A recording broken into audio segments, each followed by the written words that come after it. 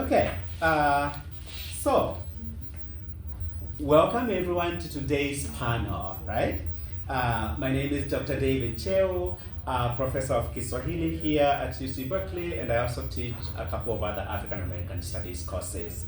And I also serve in on the advisory board of the Center for African Studies, and it's my pleasure to introduce these amazing authors of these two texts. And thank you so much for being here. And I would also like to thank those who are attending online. And before we begin the panel, I would say that we have a couple of things that we are doing here. We have the panel that's not going to go beyond 30 minutes. And then we have the draw over there, and also the Q&A session that we're going to have the audience ask you questions. And so, the first section of this panel is to ask you to introduce yourselves. So go ahead and introduce yourselves, your names, your age, what you study, and where you are from, and all that. Let's start with you. Okay. My name is Sally. I'm 13 years old. I'm in 8th grade at Park Middle School, and in the future, I want to be a pediatrician. Okay. And go ahead and introduce yourself. Hi, I'm David Jr. I'm 16, turning 17 years old, and I go to Deer Valley High School as a junior. I'm hoping to be an aeronautical engineer in the future, hoping to work in the aircraft industry. Beautiful, wonderful introductions. And I would ask you to be a little louder, okay? Because we are using phone here to capture whatever we are doing here today. And yeah, so I have a couple of questions to ask you because you guys are the authors of this text, right? Yeah. And the first question is, what inspired both of you to turn your experiences in Kenya into a 13 storybook? And we're gonna start with Sally. So basically the stories in this book, it was mostly at first like we would just like stuff we would experience, we would just write it down kind of like a diary. And then I think a few months prior we were coming back to America, we decided to publish it so people can see like our experiences in Kenya and how it was like to like live abroad for like 2 years. So if in case anybody was gonna go abroad or like going to Kenya, they had an idea of what Kenya was like from our book. So that's what inspired us to write it. Oh, beautiful. And David Jr., do you have something to add on that question? Same thing as what Sally said. This book originally was like a diary. We wrote our daily life stories, and as we went to America, we decided that we wanted other people to hear these stories as well, so we decided to publish this into a book as well. Beautiful, awesome. Yeah, I thought someone was knocking on the door. But yeah, we're gonna head to our second question, and this is gonna be your question, David Jr. So, how did living in Kenya during COVID-19 pandemic shape the way you saw both Kenya and the United States? During the COVID-19 pandemic, unlike America, Kenya wasn't really as serious during COVID-19. Like, yes, they were still doing tests, like everyone was wearing masks and stuff, but they didn't shut down many places, unlike America, which schools were shut down. Stores were still open, but like there was so much social distancing and stuff. But back in America, we still went to school, we still continued our daily lives, we just mainly had to wear masks here and there. Beautiful. And I see Sally here. Do you have something to add on that question, Sally? It was basically the same thing. Kenya and America, I think, since the way COVID-19 was way more like serious in America than it was in Kenya. So I think the two different countries reacted differently to the pandemic. Because in America, I used to hear people were mostly advised to quarantine and like not to go to school. They were doing online school. When in Kenya, people just wore masks. So they would still go to school, still do their daily stuff. It's like COVID-19 didn't even really exist in Kenya, so it was just the two countries reacted differently to the pandemic. Beautiful, yeah, awesome. And Sally, the next question is yours. Can you share one of the most surprising cultural differences you encountered while studying in Kenya? One of the most surprising cultural differences, I think, was the Kenya is way less diverse than America. A lot of people in Kenya are like dark skinned, brown skinned instead of like white or like light skinned like Mexican. So basically, I think it was different because I was used to seeing so many different types of people. But then when I went to Kenya, it was like mostly a lot of people were just the same, which was also like shocking when I came back to America as well, because I was so used to seeing the same type of race. But when I came back to America, everybody was so different, so it was like shocking to me. So I think that was the biggest cultural difference for me. Awesome. And David Jr., do you have something to add on that question? No, basically the same thing what Sally said. Mhm. Everyone back in Kenya, they were like the same race identity, I think that's what it's called. But in America, it was all different. Okay, beautiful. And so the next question is yours, David Jr. Can you, you just mentioned that. So your book mentions the challenge of experiencing corporal punishment in school. How did that impact your understanding of education systems across cultures? I will use American schools and Kenyan schools for an example. Back in Kenyan schools, students, well, not all schools, but most of the schools, students were beaten with sticks or rulers if they did wrong things. Unlike here in America, where students would do wrong things, like let's say, for example, I miss a day to do homework. If that were in Kenya, I would get beaten, and like in America, I would just be told to turn it in on time or just turn it in another day.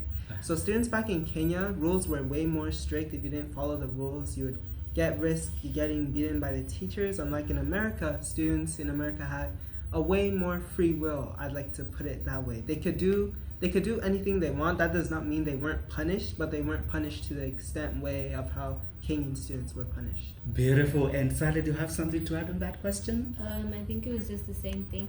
I feel like students in Kenya were way more behaved because they knew if they did something wrong, they could get like really yelled at or even beaten with like a stick or a ruler. Unlike America, where people know that teachers like have limits they can go to, and they can't go through those limits or else they'll have serious consequences. So I guess they just like really don't care that much. So I think it even affected me as like a person, because even when I came back to America, I still was like a really behaved student, like way too behaved than all the other students in my class, because I was like, I still remember like you have to be a really good student or like consequences may happen. So I think that's what. And did you by any chance get beaten while you were in Kenya? Rarely, because I think 60% of it was because I was a good student, and 40% of it is because of my teachers knew I was from America, so they would try to like, I wouldn't want to say rub up to me, like I don't know how you describe it. So like they would also like say like stuff to me like Sally, when like especially when I was close to leaving, my teachers would tell me to take them to America with me and how they were such a good teacher to me, so I should like pay them back for that.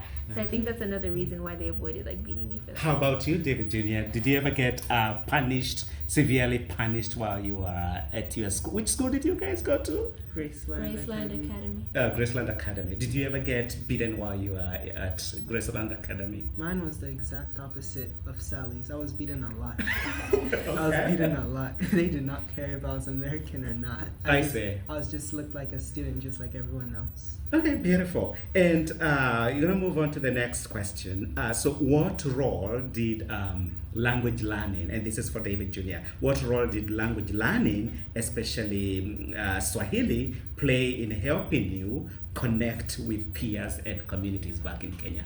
Learning Swahili in schools and from family as well helped me like to connect with them way more deeper as before, because my overall family's first language was Swahili or their ethnic languages. Like what ethnic languages like were those? Kikuyu, Kikuyu, Kamba, okay. stuff like and that. Kamba.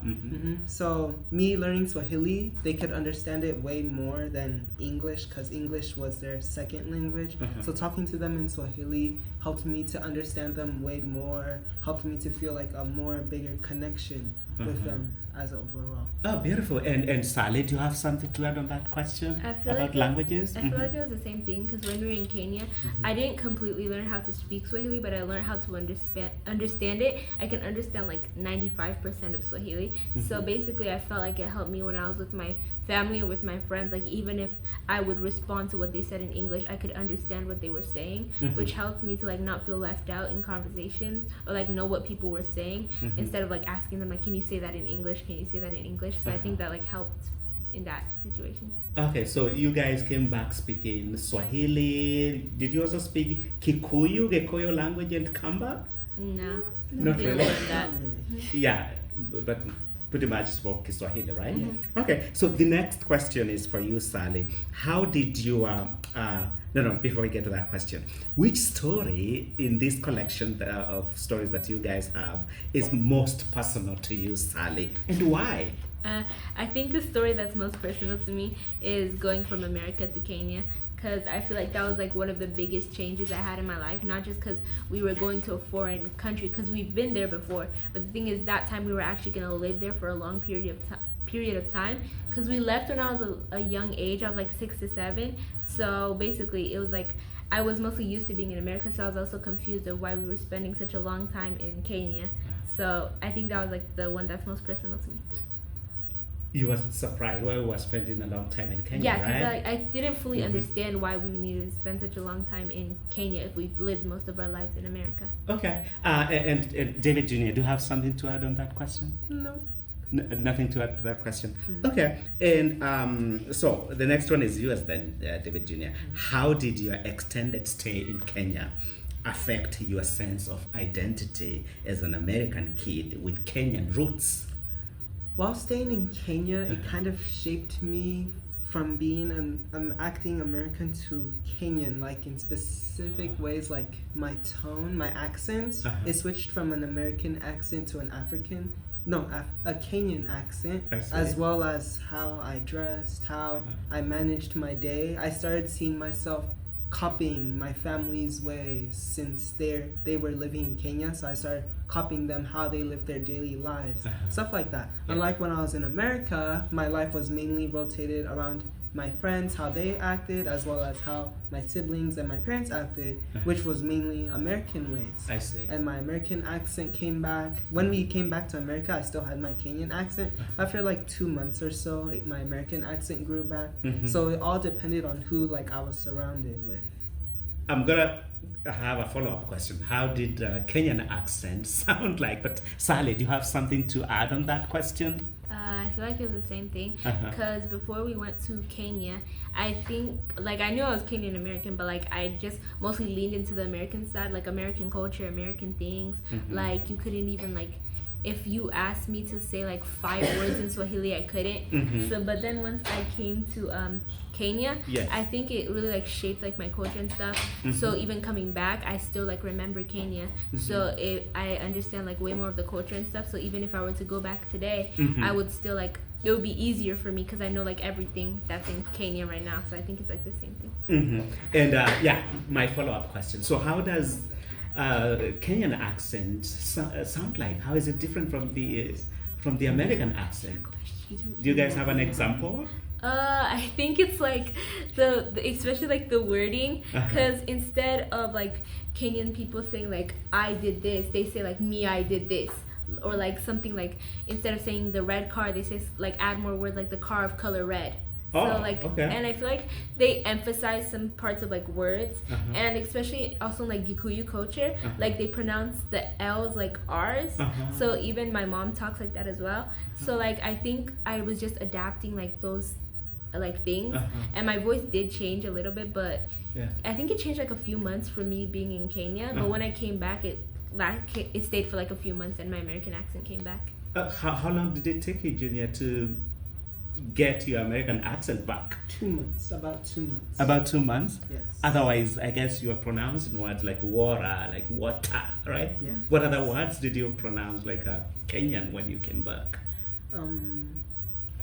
Like, not really. Like, how do I put it? A Kenyan accent to me was like, I don't really remember, but like it was kind of like a deepish voice. A deepish voice. A deepish voice where I would like pronounce vowels way more effectively. I don't know how to like much more deeper or long of vowels and all that. Yes, exactly like that. And how did, because you came back after 2 years of being in Kenya and then resumed school here in the United States. How were you received by students at your schools and teachers? What did they think you guys are?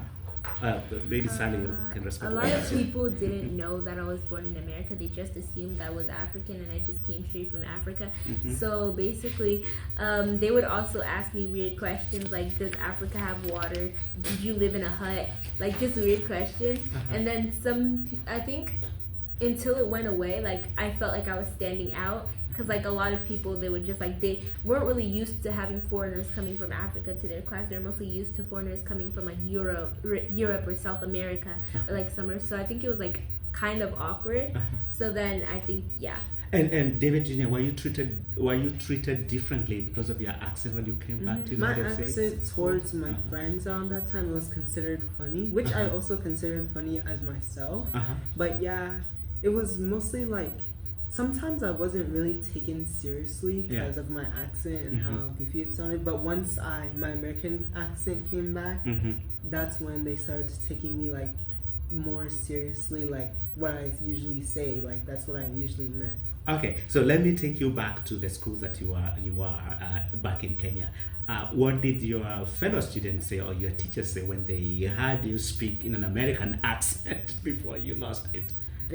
Once they heard my American accent, they changed a lot about me. They treated me like I was some kind of special person. Oh, really? Yeah, I was treated like some kind of special person, especially my friends.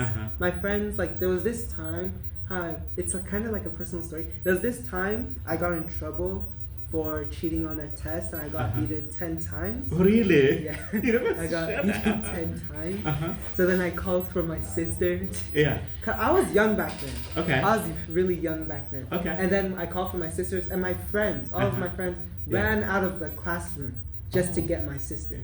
Oh my. They ran out of the test just to get her. So even if they treated you as a god for having your American accent, the discipline aspect of the school still maintained that you do something wrong, you get beaten. Yes. No matter whether you have an American accent or not. Yes. Okay, beautiful. And beyond the challenges, Sally, what were some of the most joyful or unforgettable moments you experienced in Kenya? My first experience that was like really meant a lot to me was coming back to America after Kenya because I missed America a lot. So like coming back, it was like really happy. And also my friends and like my like good friends, like my friends that didn't just like me because I was American, because I had people like that. They would try to suck up with me just because I was American. I see. So that and also my family. So I think those three were like my favorite parts of being in Kenya. Oh, beautiful. And David Jr., do you have something to add on that question? My favorite part of being in Kenya was, one, staying with my extended family. It was nice to be with them because we barely see them here and there. And two, going back to America after staying in Kenya for 2 years. Okay. I was really happy once I heard we were gonna start to go back. Yeah. Oh, beautiful. And the next question is for Sally, and I'm going to ask you this question, Sally. How do you hope American readers and Kenyan readers will each respond differently to the stories that you have in this text? For American readers, I hope this book gives them like an insight of how life is like for, I wouldn't say the average, I think it would say the average person, because like experiences will be different for every single person, like by the way you sound, like the way your like skin tone is, or like blah blah blah. But I think this book will give them an insight on how it would be like to like live abroad in Kenya. And for Kenyan readers, I hope they can just read this and compare it to the experiences they have in Kenya to see if it's like the same. So I hope they just like feel like live through the way we lived in this book. Awesome. Yeah. And David Jr., do you have something to add on that question? Yeah, basically what Sally says. I hope American readers can take this as like a guide, like if they want to go to Kenya.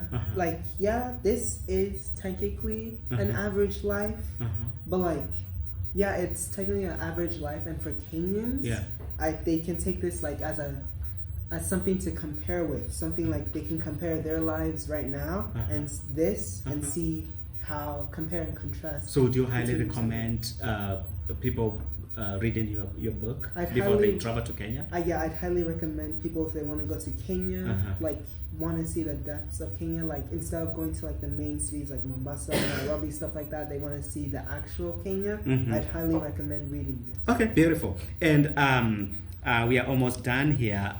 So David Jr., actually it's for you, David. If you could give advice to other young people about living abroad for an extended time, what would you tell them? I'd highly recommend if you're going by yourself, Uh-huh. I wouldn't really recommend it, but if you're going with someone like you highly trust, Uh-huh. then that's good. It's better to go with someone that you know a lot rather than by yourself, because then there may be hardships along the Yeah, way, uh-huh. which you won't be able to overcome yourself. Another thing, Mm-hmm. if it's gonna be for a long extended time, I'd recommend doing research of the place you're going to first. Okay. That way you can know what you're doing Uh-huh. and how to associate yourself with that place. Beautiful. And Sally, you have something to add on that? I think it's like the same thing, Mhm. but I'll also add like some people they can't go with like family or friends and stuff. Okay. So if they're gonna be like in a host family or Yeah. like staying in a dorm or something, just like make connections with the people you meet. Like even if they're strangers like you've never met before, like just make sure to have connections because you'll need somebody like when you have like a tough day or you don't know where to go or like something happened and you don't know what to do about it. Like you need people that you can ask for help. Yeah. Or like in the same way if you go with a family or friend, make sure it's someone you trust so you can like use them for help and you can help them as well. It's like a back and forth thing. So I think that's what I would advise. Beautiful. So thank you so much. Thank you so much, David Jr. and Sally, for that very wonderful, magnificent response to the questions that we had for you in this panel. And with that, we're gonna move on to the second part of this panel discussion, where we're gonna open these to questions and that you guys will respond to their questions. And so both the online audience and the in-person people that we have here, feel free to ask these two guys questions before they leave. And so, who wants to ask a question? You can ask your question by this. Yeah, we have Talia here. And Talia, go ahead and ask your question. Okay, so I'm also the child of an African from Uganda, and I've been to Uganda before. And I was wondering what your guys' experience is being Americans with like certain cultural customs. Like when you went, was there like a learning curve to understanding certain customs or greetings or something that you hadn't used previously, but now that you live there, you're like, oh, this is now a part of like living here. I think when we came from America to Kenya, we noticed like the way people are like way more respectful there, and like people are really more like friendly there as well. Because in America, I think people are just like in their own bubble, so like they don't really like they don't really reach out to people as much. But in Kenya, especially when I would be like at my grandma's or like my grandparents' place, people would just like randomly walk into their plot and just say hi if it's a random person I've never met before. So I think just like learning like how to be respectful and learning that people are gonna try to talk to you mostly instead of just like keeping to yourself or just talking casually. I think that was like one of the hardest parts of being there. And I think I still keep some of those customs with me to this day. Even coming back, I feel like some of those parts are still stuck with me. So I think that's... And David, do you have something to add on Talia's question? Yeah, what Sally said. Oh, okay, so it's sufficient. Yeah. Okay, second question. Do you have second question from the audience? And people online, I see we have someone by the name JP, Ryan, Nancy. If you guys have questions, let us know. And Katila as well. Yeah, Katila is up here as well. You guys have questions.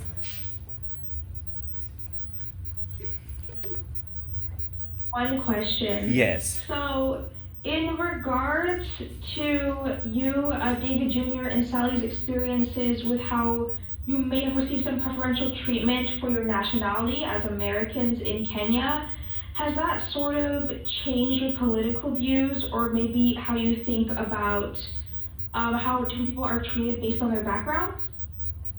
Who wants to answer that question? Think about it. Anyone can. Political views Uh-huh. wise? Well, I can answer it in some way, but in political views back when I was in Kenya, I was like 12, 11. So like political wise, there wasn't really, how would I put it? Here in America, like let me use elections for an example. Back in Kenya, elections, yeah, they were important, but they weren't taken as something extraordinary. Unlike America, like take for example the election that was just that last year. Everyone was talking about it. It was here and there. Everyone was gossiping about it. But unlike the election, like when I was in Kenya, there was an election for a new president. They talked about it for a week and it was gone. It was like they didn't really care about who became president and who didn't. Like yeah, the politicians and stuff, they would talk about it annually, but like overall the citizens of Kenya, they didn't really care about it as much because Kenya overall wasn't really as developed as most of the other countries around the world. It was like more of a rural based country. That's all I gotta say. Beautiful. Sally, do you have something to add on that question? Political views is the same, but like noticing the way people get treated based on like where they're from, or like how they look. I think I noticed it a lot because in America I'm just like treated as the average person because like nobody's like really like stopping me and like start just like showering me with compliments. Nobody's doing that. But in Kenya, I feel like people would go to the extra mile where you can even like realize it's fake. Like at that point. Because even when I would randomly like be in the street and then I would like try to let's say I try to buy something, I feel like also once they would hear my accent, suddenly the price would go up. And so for some reason, so I think it would be treated differently. Like so sometimes I would even have to fake an accent if I just wanted to go somewhere and just like for it to be like a normal interaction, I would fake an accent so I won't be treated like some type of celebrity who has like so much money. So I think that's like, yeah, I noticed how people were treated differently. And it was also like kind of like different when I came back to America because I was so used to being treated like a king or a queen or something. So just coming back and being treated like the average person, I think it was like really like a code switch for me. So I think, yeah, that was it. Beautiful. Yeah, wonderful responses. Yeah. More questions? We still have time to ask questions. I have a question. Yes, Jamari has a question for you guys. You touched on this a little bit, but was there anything that you particularly liked about living in Kenya? That's a good question. Who wants to go first? I do have one thing. Uh-huh. Family was one thing. I already talked about that. Another thing where, yeah, Sally was saying the prices were raised for certain things, but prices overall back in Kenya were cheap because their economy wasn't as strong as America's. So like, for example, let's say, since I was a kid back then, I would always get myself candy here and there. If I were to get myself candy here in the US, it would cost like $2, $3, somewhere there. But in Kenya, if I were to get myself like a bag of lollipops, something like that would cost something like 50 cents. So the drastic change of money back then was a huge play considering I had allowance back then. So that was one thing. Beautiful. And Sally, do you have something to add on Jamari's question? I think my favorite thing about being in Kenya was just like the people. Like I said before, people in Kenya, they're like way more like friendly. Like they're like even if you know they're being friendly to you just because of your like accent and stuff, it's still nice to have people being kind to you. And instead of like America where some people can just be rude, you could just be walking down the street and you hear someone just yelling like tons of insults at you. So I think that's what I like the most about Kenya was just like the friendliness of everybody. Like no matter where I was, if I was with my family, as if I was at school, and if I was just buying something, like people would always just be so kind and stuff. Yes, I think that was my favorite thing about Kenya. Awesome. More questions? We still have time to ask questions? Yes, Miles. I feel like I've heard the schools in Kenya tend to be a lot more like advanced because my mom is from Kenya, and usually I've heard of her when she went to school in Kenya, they seem to be doing a lot more than like what schools in America tend to teach their students. What do you guys think about it? Yeah, That is extremely. Who wants to go first? You wanna answer? Alright. Yeah, David Jr. I would say that is highly true because I was in an academy for 2 years back in Kenya. So when I went back to America, I found myself like for the first like 10 tests, I found myself getting above 95% at least. So like yeah, considering like my school time back in Kenya was like 6 a.m. to 4 p.m. But now back in America, when I was in middle school at that time, it went from 8 a.m. to 2:30. So schools in Kenya were way more strict. They were way more hardening. Like you had to actually learn this stuff in order to like not get risks of getting beaten, stuff like that. So Did you get beaten for studying Swahili as well? I wouldn't get beaten for studying Swahili, but like if I didn't study, they could tell like if I didn't study, and yeah, I'll get beaten because of that. Oh, beautiful. And Sally, do you have something to add on Maya's question? I think it's the same thing. I think Kenya is like way more serious with studies than in America, because like I think they have like a specific standard. They really are like serious, because I think once the students perform really well, they get like higher in the rankings, and that's what they want. They want people to see that. I think it even got to a point, they changed it, but there was a point where we were going to school on Saturdays as well. So like you would have no time to rest, because you're going to school Monday to Saturday and you go to church on Sunday. So you had like no time to rest. But I think they did change that. And I noticed, because even when I went to Kenya, I didn't know any Swahili at all. But since we had like a lot of work, I found myself, I got like a 96 on a Swahili quiz, which was crazy because I did not know any Swahili before I went to Kenya.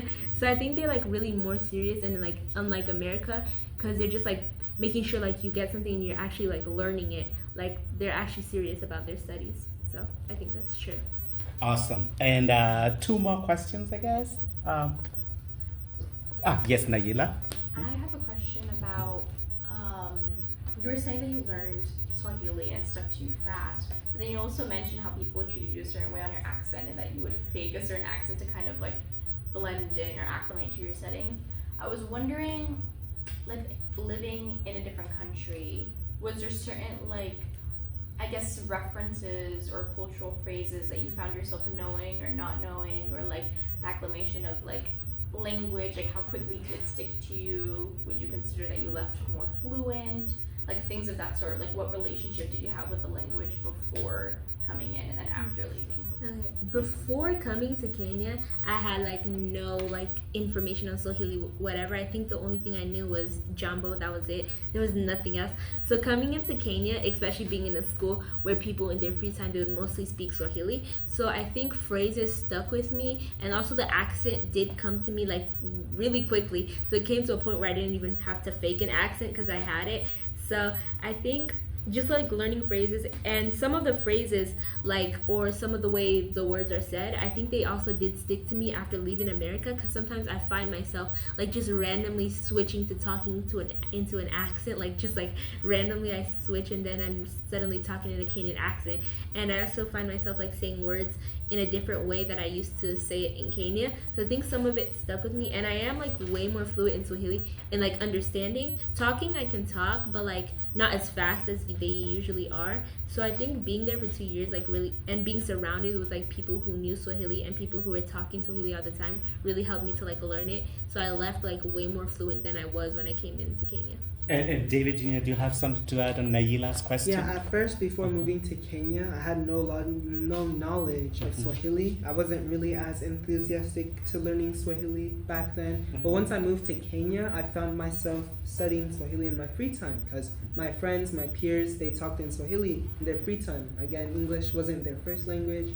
Swahili was. So in order to connect with them more, to feel like I have an actual friend connection with them, I find myself learning Swahili, and eventually it would just stick on to me, and I wouldn't even have to fake an accent, just like Sally said in the first place.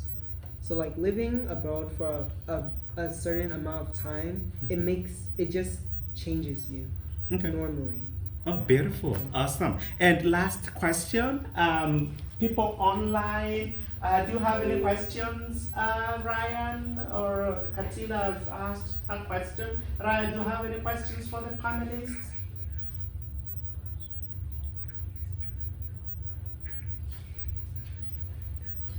Okay, one last question. Do you have one last question for these guys, or we are done with questions?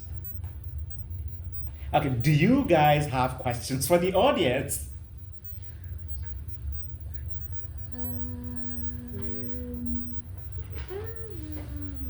questions about what? Yeah, just one question for, I mean, they are university students or people from the university. You are from high school and middle school. Do you have any questions for these brilliant students that you have here? I think my question is like, if you came from like you've never really like been in Berkeley as much before you came to college. University. How was it like switching like to a university, like living closer to the university and like just switching, like not living with your family anymore, just like switching to living in like a dorm or like closer to campus, and like knowing that you're living without your family's support and stuff, like help and stuff? Was it like, how was it like, and how were you able to like get through it? Who wants to respond to Sally's question? Oh yes, Chris is over there. I was in the way I got through it is like you have so many resources on campus, like as in advisors, tutors, teachers, especially like groups outside, like obviously there's out of course activities you do outside of school. But I would just say being away from your family is obviously hard, but like you have people around you, like everyone here is away from their family, and it's super easy to make friends. I would say here it's been a little different. Like my experience versus New York and California have been completely different. So I think just being outgoing is very good, especially if you're a young college student. Beautiful. And anyone else want to add on that? Yes, Talia? I'm from out of state as well, so that was like a big part of it, is that my family's in a different time zone. So like finding time to call them and everything did prove really difficult last year, and it still proves difficult this year. I'm really close with my family. But again, like what Chris said, like don't be afraid to like just go out and join groups and try new things, pick up a camera or a guitar and join a band, or join it, like, just absolutely anything. Because in college everyone's trying things for the first time. They're joining sports teams that they never played before because it's just a great way to meet other people. So everyone's in the same boat as you are. It's like all a new experience for everyone. So it might feel like a very singular experience, but actually it's incredibly universal. That's true. Yeah. And one last question, David Junior, do you have a question for them? I don't think so. You don't have any question? Okay, so that brings us to our very last part of this panel, and it's for to do the draw over there. I have the tickets on the table, and I don't know how many people we have here. So you guys go ahead and get a ticket from there and see what you're gonna get yourself.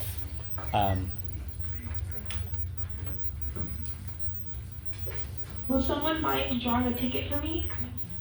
Yes, we will get one for Katila. Yes, and everyone. Thank you. And so with the rest, I'm gonna remove this one from the basket because there are copies of these are in the basket as well before we do the draw. And excuse my the ice cream basket. So let's see. We can.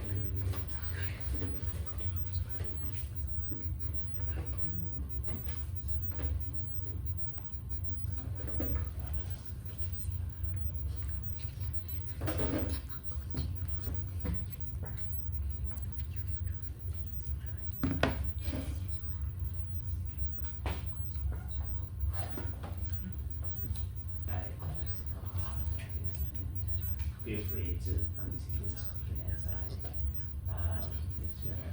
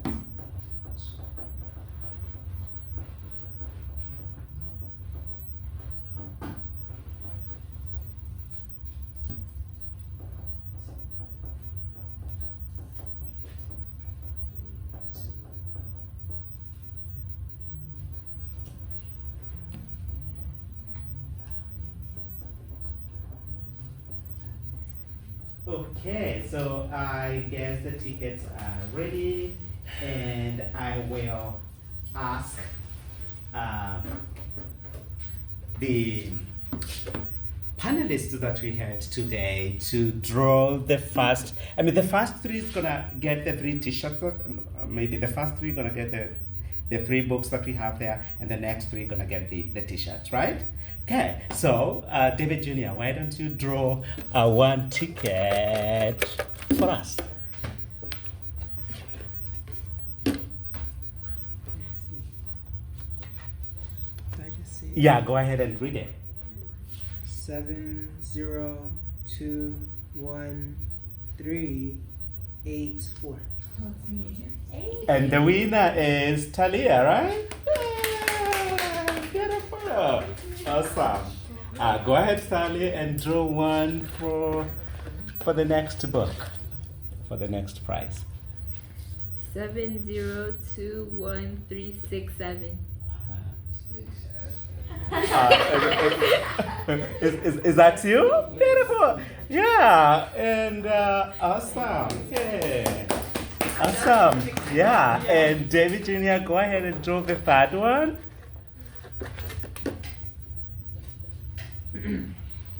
7021374. That's that's mild. Awesome.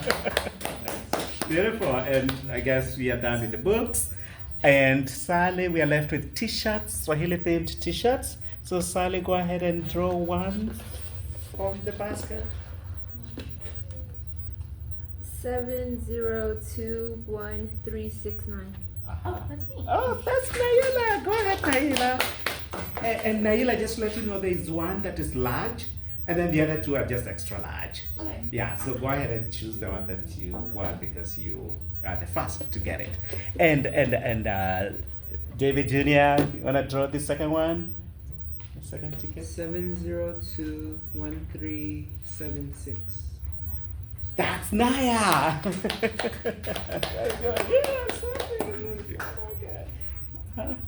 Okay. And the last one, the very last ticket. 7021371. Oh wow. Oh, that's Chris, right? Go ahead, Chris, and help yourself. Yes.